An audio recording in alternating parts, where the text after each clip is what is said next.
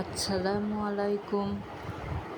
এই কেকটা ছিল আমার রিপিট কাস্টমারের আপু প্রত্যেকবার আমার কাছে তার বাচ্চার জন্মদিনে কেক নিয়ে থাকেন।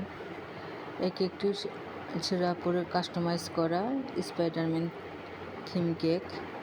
তো মজার ব্যাপার হলো, এই কেকটি আমি আমার পেজে পোস্ট করার পরে জামালপুর থেকে এক আপু আমারে নক দেয় যে এই কেকটা সম্পর্কে জানতে চায় এবং আমার লোকেশন।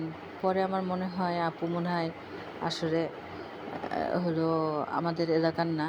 তখন আপুকে জিজ্ঞেস করি বাসা কোথায়, বলে জামালপুর।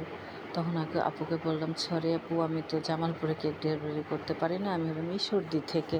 তখন আপু বলল, আসলে আমি বুঝতে পারি নাই।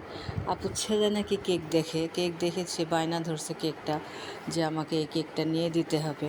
সেই জন্যই আপু আমারে নক করছিল। যাক, শুনে এটা ভালো লাগে যে জামালপুর থেকেও আমার কেক দেখে, এবং তার একটা পিচ্চি বাচ্চা যে দেখে। তো আপুকে বলছে, আপু কখন এদিকে আসলে আমার সাথে যোগাযোগ করেন, আমি আপনার বাচ্চাকে আমি কেক খাওয়াবো।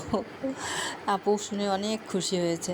যাক, অনেক ভালো লাগা কাজ করে যখন ছোট বাচ্চাও আমার কেকটা দেখে এবং পছন্দ করে কেকটা দেখে। এটাই একটা আসলে আমার প্রাপ্তি, ভালো লাগা কাজ করে আমার। আর আসলে প্রত্যেকটা কেকের পিছনে প্রচুর শ্রম দিতে হয়। শ্রম না দিলে আসলে কেকটা রেডি হয় না।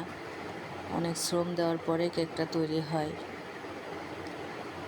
এই ভালো লাগাটাই আসলে জীবনের অনেক প্রাপ্তি।